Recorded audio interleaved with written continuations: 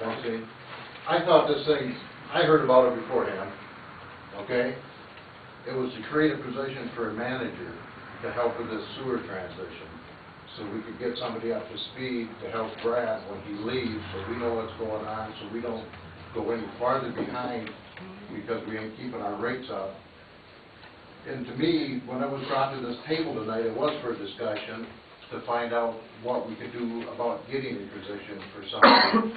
Because I don't know if you or Maxine, I sure don't have time to run out and look down a sewer hole here today because the city needs somebody to give them directions because we got a major malfunction out there. Somewhere we got to have somebody that's able to do that and can keep up the snuff so we don't go another $81,000 in the hole because we're not keeping our rates where they belong. It has time to do that. My understanding is that's what the intention of this thing was. And I'm glad you clarified the supervisor-manager part to it. Superintendent. Or superintendent, excuse me, superintendent. I'm glad you brought that up, but that's why I thought we were going to discuss it tonight. I don't know who invited the crowd, but... The people that I left you. Okay, I'm glad to see it. We ought to get a picture. We're getting one. Because we could all get informed and see what we could do about this one, Brad, please, and keep them stuff. So, Ernie, to reassure you, I've had 2 meetings now with Steve on this, and he's going to be, fortunately, we've got Brad for a few more months. And Steve has agreed to let his people that work that are going to step in for Brad and do the inspections and O&M, and they'll be, hopefully Brad will have them right up to snuff. And what's great about contracting with the city is we've got automatic backup. You know, they've got a backup system. They already operate through central dispatch, and the only thing, what we're going to have to be deciding as a board then, are they'll still do the same thing that Brad does. When in fact there's something that we need down under from Grand Rapids, they'll call them in, and we'll have that worked out, you know, about when they have to ask our permission to spend money. But it should operate the same way that it is now. And I'm hoping, and the reason I'm hoping that they can spend quite a bit of time with Brad is I'd like to see the same meticulous records that we've got of each one of those lift stations and of the pipes, and so that shouldn't be a problem. That shouldn't be a problem. And the cost, what the city has proposed, I think, is very, very generous. A base fee of $20,000, and that includes, you know, the several people within the sewer department that'll look at lift stations, the whole city public works crew that's available to do augering out of lines, and then the water plant. Yeah. No. I'm talking when the city comes and finds a line plug, we call them as the first resource in some cases.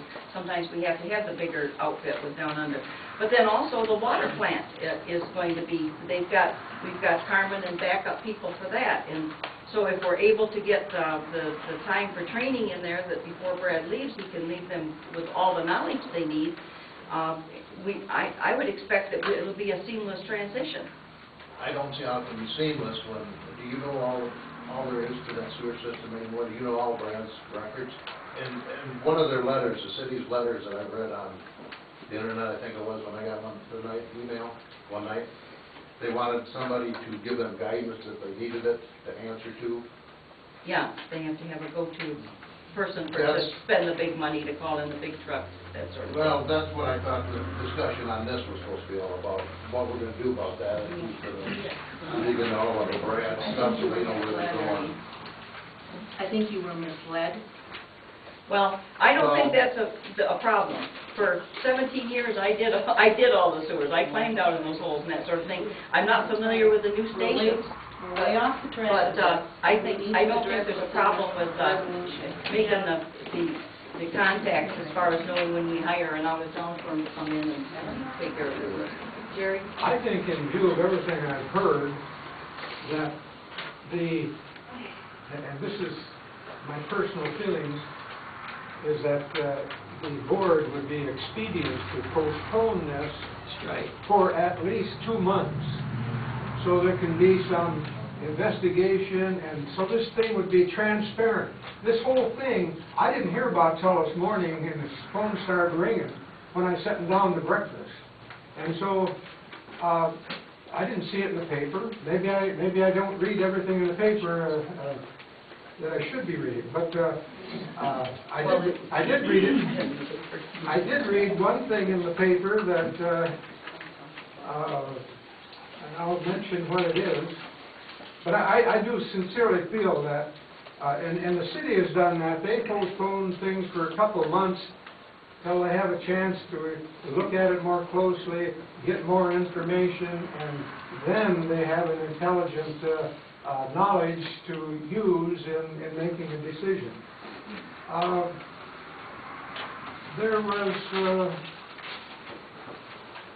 There was a letter to the editor by somebody up in Paris over here that said that the Orrin Galbraith. And I read that letter, and I got quite a charge out of it. I had attended at least one or more meetings. I confess I haven't been to all your meetings. But I read in the paper as best I could and followed it. And it was rather revealing what this fellow had. He stood right up and said, hey, the newspaper has got a vendetta against the township. And I just wanted to point out that Dana, she reports it as she sees it here. So it emanates from here outward. And she's reporting it, and then other people that read it, they get all upset about it. But I do think in this case that it would be very expedient to postpone this for at least 2 months. And we'll be back in California by then. Is someone... discussion here for something that's not even on the floor yet, so. Well, is someone prepared to make a motion? Yes, I am. I make the motion that we adopt resolution 2009-02, if it gets support, and that's the first reading.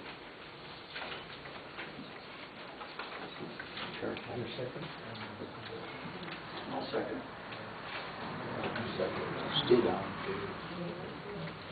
We still can't hear. It's been moved and supported that the resolution be considered for adoption this evening, and there's been a request for the clerk to read the resolution aloud to the entire council.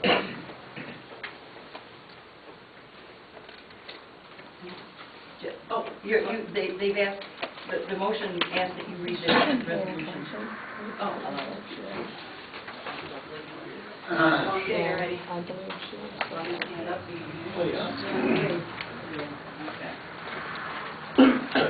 At a regular meeting of the Township Board for Big Rapids Charter Township held on May 7, 2009, actually it'd be May 5th, the Township offices, 14212 Northland Drive, Big Rapids, Michigan, 49307, beginning at 7 p.m. Township Board member blank made a motion to adopt the following resolution, which motion was seconded by Township Board member,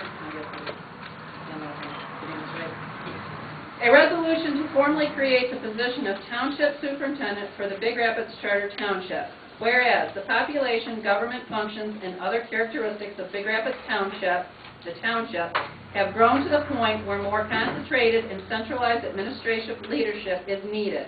And whereas the Township Board for Big Rapids Charter Township believes that utilizing a Township Superintendent for the Township will lead to a greater efficiency in the operation of the Township offices and a variety of other Township governmental functions. And whereas Michigan law provides for the hiring of a Township Superintendent in a Michigan Charter Township pursuant to MCL 42.10 as amended, and whereas the Township Board believes that it is in the best interest of the Township and its residents to have the assistance of a Township Superintendent in the Big Rapids Charter Township local government.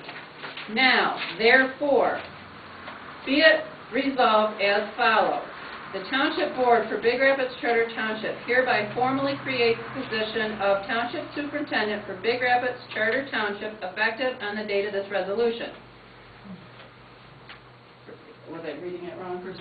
Pursuant to this resolution, a Township Superintendent position as specified in MCLA 42.10 as amended in being created for Big Rapids Charter Township. However, to avoid confusion, both within the Big Rapids Charter Township offices and among members of the general public,